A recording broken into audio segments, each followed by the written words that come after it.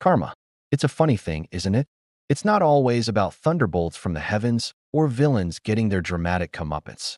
Sometimes, karma is quieter. It's the slow, satisfying burn of building something so bright it casts a shadow over someone else's negativity. This is one of those stories. Our story starts with Javier. Javi is a sports blogger from San Juan, Puerto Rico. And when I say he's a football fan, I mean he bleeds team colors. His apartment is a shrine to the NFL, and his life revolves around the rhythms of the season, from the first preseason game to the final whistle of the Super Bowl. For Javi, football wasn't just a game. It was a connection to the mainland, a shared language of passion and rivalry. On the other side of this story is Mike, the Hammer Wallace. If you follow sports media, you know the type. He's the shock jock of the sports world, a guy who built a career on loud, arrogant takes and dismissing anyone who disagreed with him. He was famous, he was rich, and he was, to put it mildly, a jerk. The stage for their collision was, of course, Super Bowl week, the biggest week in American sports. Media outlets were doing their usual speculative segments, one of which was the future of the NFL, international games. They discussed London, Germany, Mexico, and then a reporter casually mentioned Puerto Rico as a potential future host. That's when the Hammer went nuclear. On his nationally syndicated show, he launched into a tirade. He laughed, a loud, barking laugh. Puerto Rico? Are you kidding me? He bellowed. They want to play a game in a third world country? Can they even keep the lights on for 4 quarters? Let's be real, folks, these are barely Americans. They should focus on fixing their problems before they start asking for a Super Bowl. The comments hit Puerto Rico like a cheap shot. It was insulting, ignorant, and factually wrong. Javi, watching the clip online, felt a hot flash of anger. His first instinct was to fire back, to write a scathing blog post tearing the Hammer apart. But then, as the anger cooled, a different idea began to form. An idea that was smarter, sharper, and far more satisfying. It was an idea born from the concept of malicious compliance. He wouldn't fight fire with fire. He'd fight it with sunshine, passion, and a whole lot of hospitality. That night, Javi launched the hashtag #PRProFootball campaign. The tagline was simple and beautifully sarcastic, helping Mike, the Hammer Wallace, discover the American football spirit of Puerto Rico. It wasn't an attack. It was an educational initiative. He started by posting photos of his own neighborhood during a big game.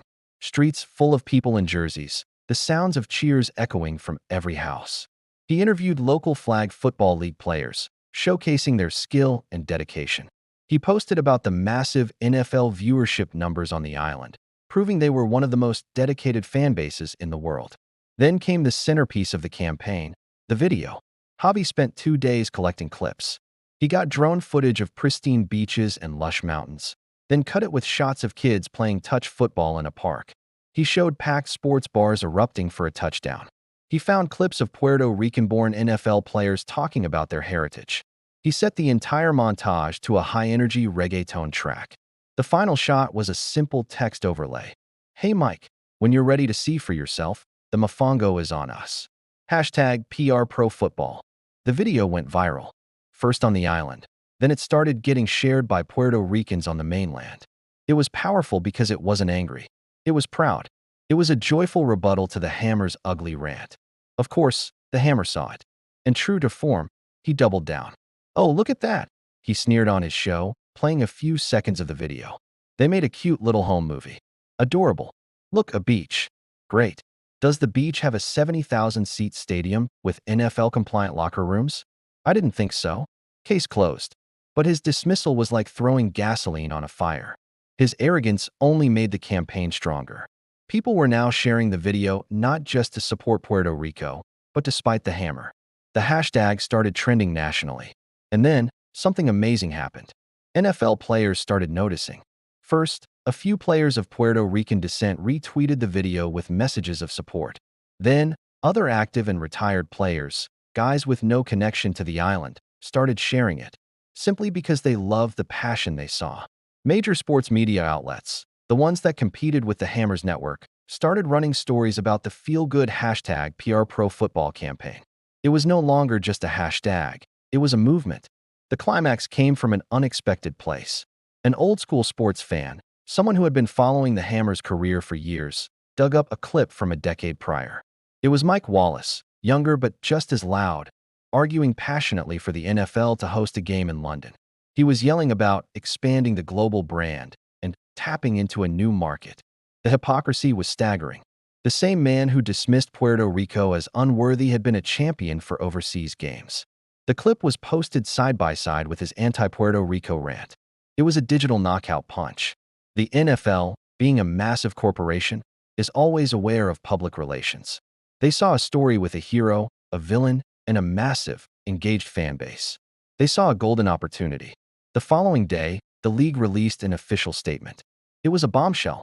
In light of the incredible passion and dedication shown by the NFL fans in Puerto Rico, and inspired by the grassroots hashtag #PRProFootball campaign, we are officially beginning exploratory talks to host a future preseason game on the island. They directly credited Javi's campaign. And now, for the best part, the sweetest, most delicious serving of karma you could ever imagine. That afternoon, Mike, the Hammer, Wallace had to go on air. And the lead story on his own show, the story his producers put on the teleprompter in front of him, was the NFL's announcement. He had to read it. Through gritted teeth, he had to report that the NFL was exploring a game in Puerto Rico. He had to say the name of the campaign, hashtag #PRProFootball. He had to, on his own show, validate the very people he had mocked. He looked small, defeated. The camera lingered on his face for just a second too long, and in that moment, the entire world saw a bully who had been beaten not by insults, but by inspiration. He wasn't fired. He wasn't canceled. He was simply forced to acknowledge a truth he had tried to deny. Looking back, Javi didn't feel a sense of revenge. He felt a sense of accomplishment. He hadn't set out to tear the Hammer down. He had set out to build Puerto Rico up. His campaign hadn't destroyed a man's career. It had created an opportunity for his home. The negativity of one person had been transformed into a positive outcome for millions. The story ends with Javi, sitting in his apartment, watching the local news. The reporter is standing in front of a stadium in San Juan, talking to excited fans about the NFL's announcement. There are fireworks going off in the background. People are cheering, waving flags, and wearing jerseys. It was real. It was happening. And it happened not because he screamed back at the bully, but because he invited him and the rest of the world to a party they couldn't ignore. That's the most beautiful kind of karma. Not the kind that destroys, but the kind that creates. Thanks for watching.